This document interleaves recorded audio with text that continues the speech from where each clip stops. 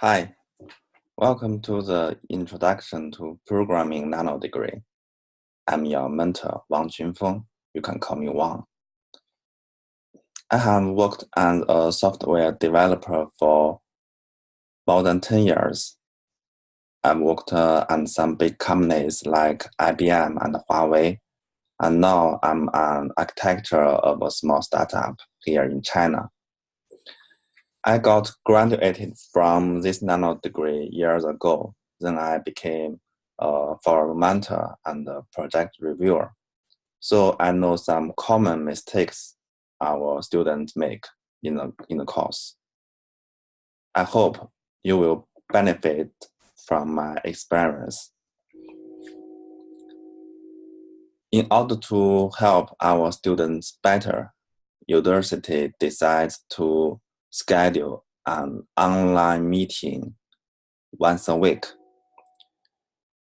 It also has a Slack channel, so you can join the channel and ask questions there at any time.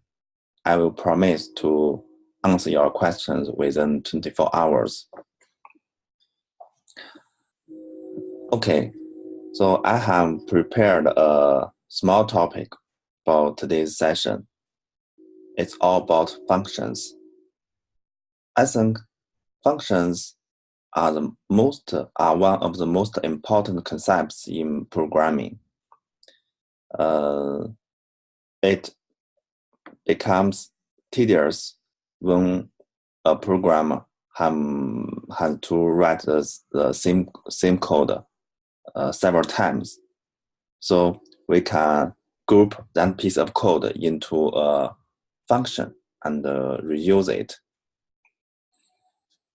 Okay, I will show you how to define and use functions in Python.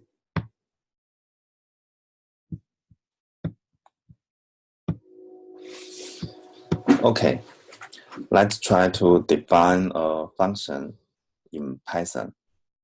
I will define a function named bigger.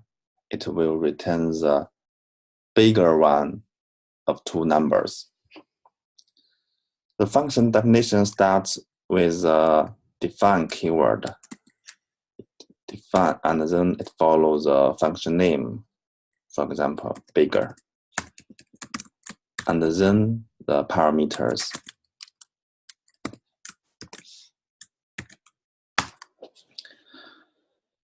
The function body is very simple. We can return A if A is bigger than B, else we return B.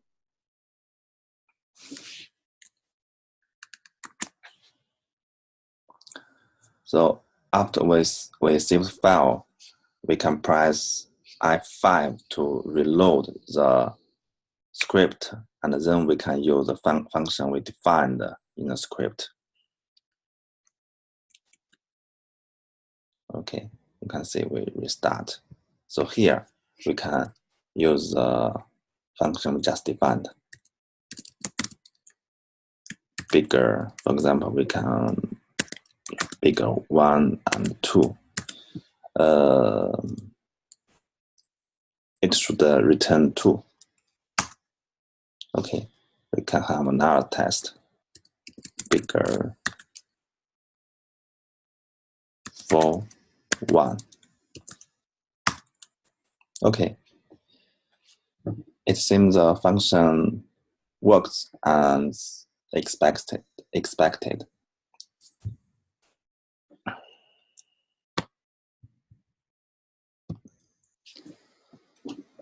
So we define the function once, and we can call it multiple times. We don't have to write the same code again and again.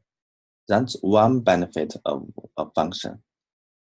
We can also combine some small functions to create a bigger one. For example, I will try to define a function named biggest, and it will return the biggest one of three numbers.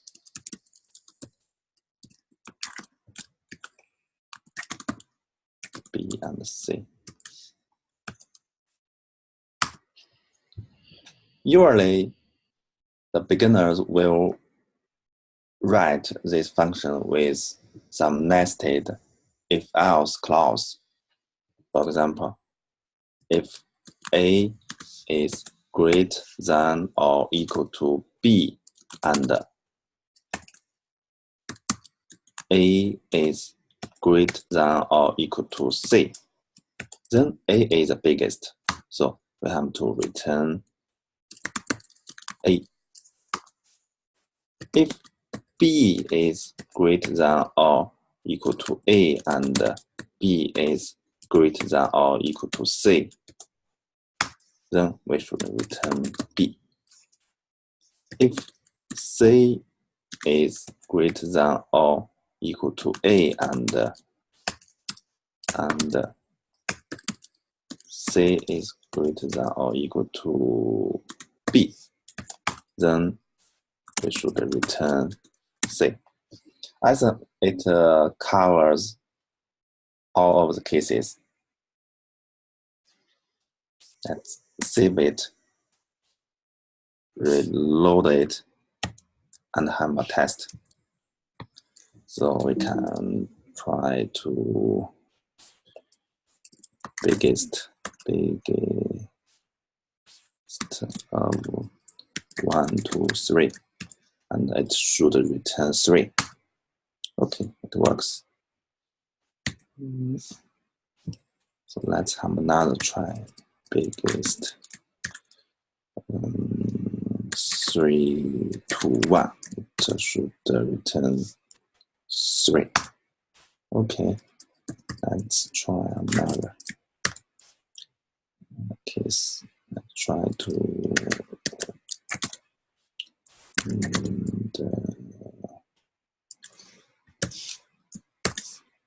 it should return 101. Okay, the function same works, but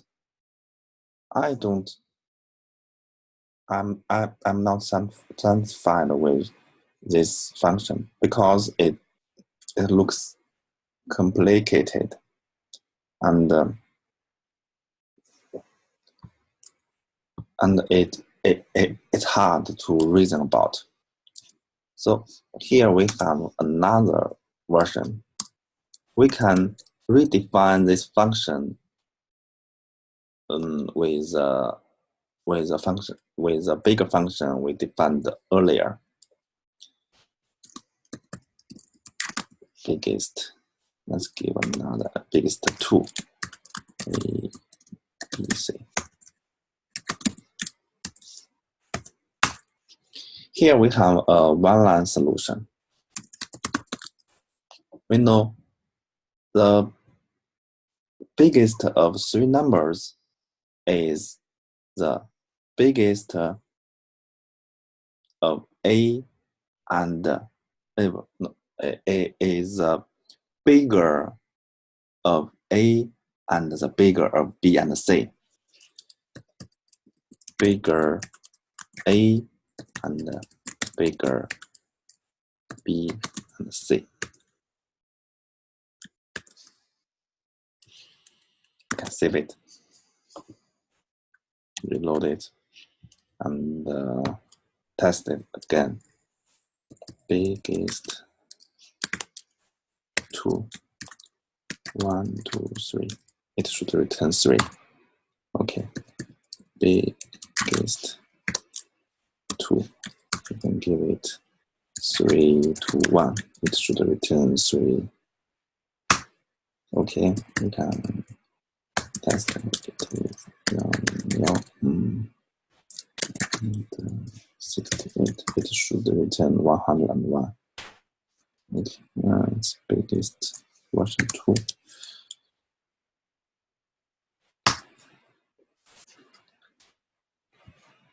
Okay, it seems the biggest version 2 works as expected, and the code is much simpler.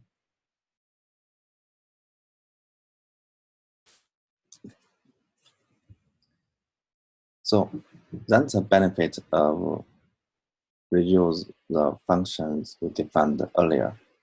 We can use it to define some big functions, and the code looks much cleaner. Okay, that's all for today. If you have questions, feel free to post them in the Slack channel, and see you next time. Bye-bye.